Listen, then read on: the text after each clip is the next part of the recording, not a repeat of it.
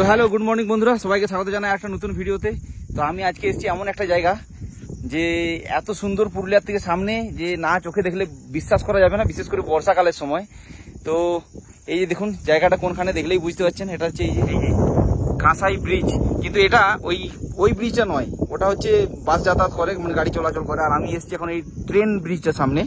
আর দেখুন কত সুন্দর এই এরিয়াটা, এখন যেহেতু বর্ষাকাল, পুরো গ্রিনারিটা একটা আলাদা লেভেলেরই আছে। তো এই জায়গাটার অনেকগুলো সৌন্দর্য আছে, অনেকগুলো দেখার জায়গা আছে, সেগুলো আমি আপনাদেরকে দেখাবো।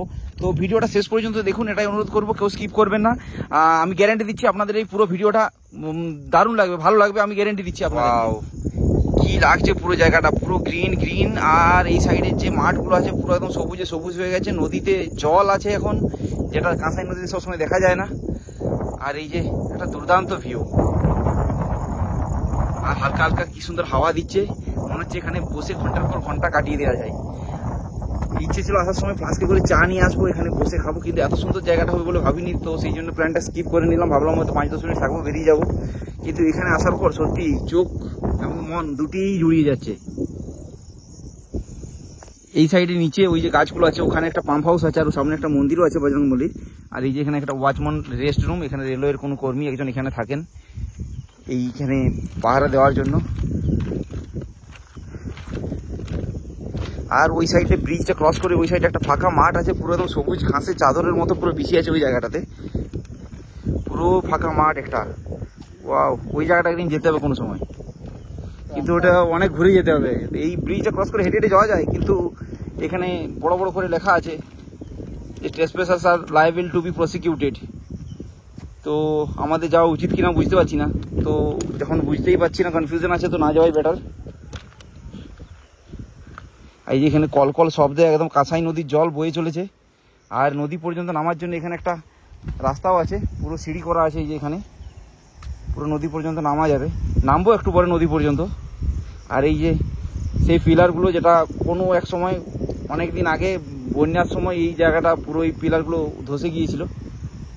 আর ওই যে মেন ব্রিজ কাঁসাইয়ের, আর জলের যে আওয়াজ আসছে, ওয়াও।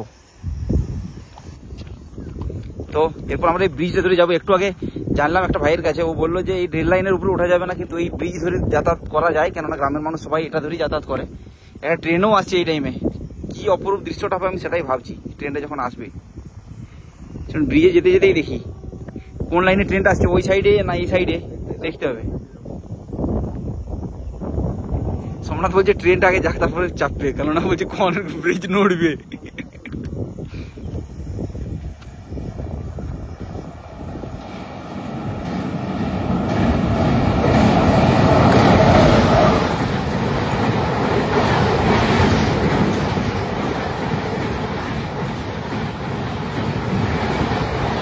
এখন আমরা ব্রিজটা ধরে হেঁটে হেঁটে যাবো। একটা ট্রেন পার হলো, বাবা ওটা ব্রিজটা কি কাঁপছিল, একদম পুরো যেমন ভূমিকম্প হচ্ছে এরকম একটা কাঁপুনি। ও পিছনের দিকে এই কালো মেঘটা যে কোনো সময় বৃষ্টি আসতে পারে, এই দেখতে পাচ্ছেন পুরো একদম ঘন কালো করে আছে। আমরা এই ব্রিজগুলোর উপরে যেতে ভয় পাচ্ছি। আর এই কাকা পুরো একদম সাইকেল নিয়ে আসছেন একদম। তারপর আবার কি ওই ফুট ওভার ব্রিজটাতে নয়, একদম পুরো রেল লাইনের মাঝ বরাবর। বাহ বাহ কাকা বাহ, একদম রেল লাইনের মাঝ বরাবর। হ্যাঁ ট্রেন চলে আসে, হ্যাঁ তাহলে কি করবে?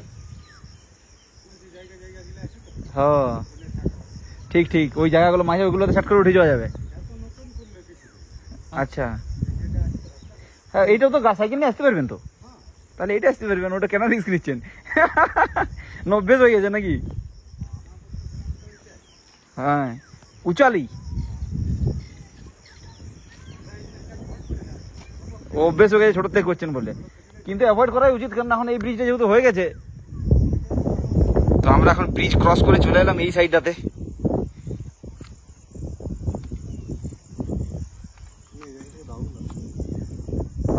এই যে আরেক কাকা একদম রেল লাইনের মাঝ বরাবর সাইকেল নিয়ে যাচ্ছেন।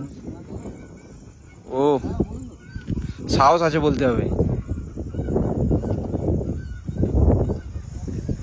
আমার এই জায়গাটা এবং এই ওয়েদারটা দেখে আমার একটা অনেকদিন আগে একবার মালবাজার গিয়েছিলাম, সেই মোটামুটি 2013 সালে।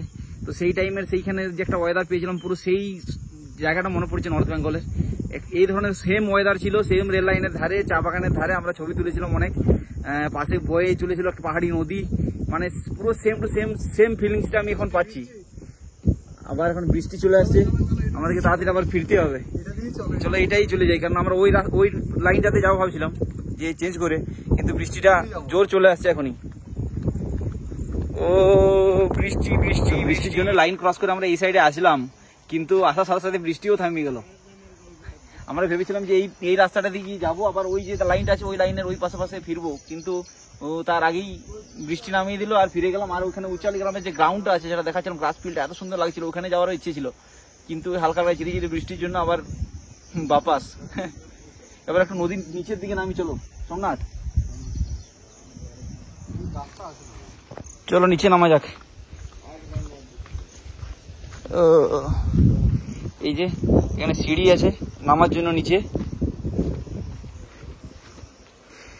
আর আপনারা কে জায়গাটা এর আগে এসেছেন একটু কমেন্ট করে জানাবেন। আর আগে আসলেও একবার বর্ষাকালে এসে ঘুরে যান এই টাইমে, যদি মেঘলা ওয়েদার থাকে তাহলে তো কথাই নেই, জায়গাটা সৌন্দর্য মানে কয়েকশো গুণ বেড়ে যায়। তো ঘুরে যাওয়ার জন্য অনুরোধ করছি আমি সবাইকে। আর একটা অবশ্যই কমেন্ট করবেন যারা এসেছেন এর আগে এখানে, পুরুলিয়ার অনেকেই এসছে আমি জানি। ও এই যে ব্রিজ, এই ব্রিজের যে একটা পুরো একদম স্কেল করা আছে, এখানে মিটার হিসাবে পুরো স্কেল করা আছে, 6 মিটার 5 মিটার এরকম করে পুরো। তো ওই যে উপরে যে দেখুন এটা, এখান থেকে এটা হাইট অনেকটা হাইট। তো ওই যে উপরে ওই যে ফুল লেখা আছে ওই জায়গাটা পর্যন্ত জল গিয়েছিল, এই জায়গাটা পর্যন্ত 1992 সালে যে বন্যা হয়েছিল সেই বন্যাতে ওখানে মার্ক করা আছে ওই জায়গাটা। ওই জন্য মানে কতটা হাইট, এরকম বন্যা দেখা যাবে না, মানে ওই কাঁসাইয়ের ওই ব্রিজ পুরো উপরে জল যাবে সেরকম একটা হাইট এটা। হ্যাঁ, তো 1992 সালের বন্যাতে ভয়ঙ্কর জল হয়েছিল, সেই টাইমের এইরকম এই কত দূর পর্যন্ত গিয়েছিল, একদম মার্ক করা আছে ওই জায়গাটাতে। এই যে এখন আমরা নিচে নেমে গেছি, এই জায়গাটা থেকে জলের যে স্রোতটা আছে প্রচুর, পুরো একদম সেই কল করে সেই আওয়াজ করে জল আসছে। ও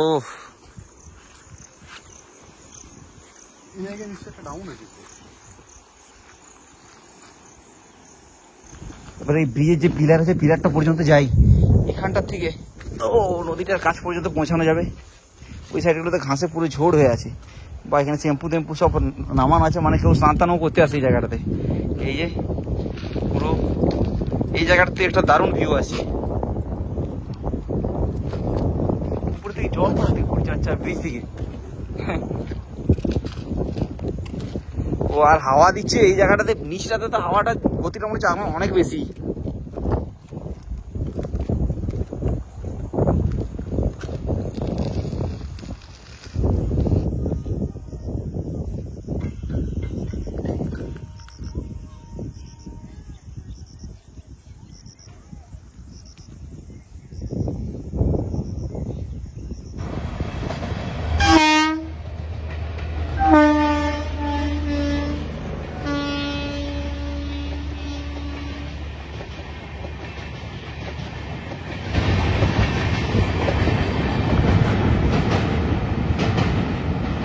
এই যে মাত্র পার হলো রাঁচি হাওড়া ইন্টারসিটি এক্সপ্রেসটা।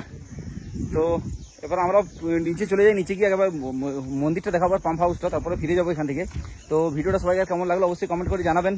আর তার আগে বলেছি এখন যারা চ্যানেলটা সাবস্ক্রাইব করেন, অনেকেই ভিডিও দেখেন আমি দেখেছি কিন্তু সাবস্ক্রাইব করেননি, প্রায় 80 থেকে 90% মানুষ সাবস্ক্রাইব করেননি যারা ভিউয়ার্স আছেন। তো তাদের কাছে অনুরোধ করবো প্লিজ ডু সাবস্ক্রাইব, একটাই তো লাল বাটন আছে শুধু প্রেস করে দিলে সাবস্ক্রাইব হয়ে যাবে।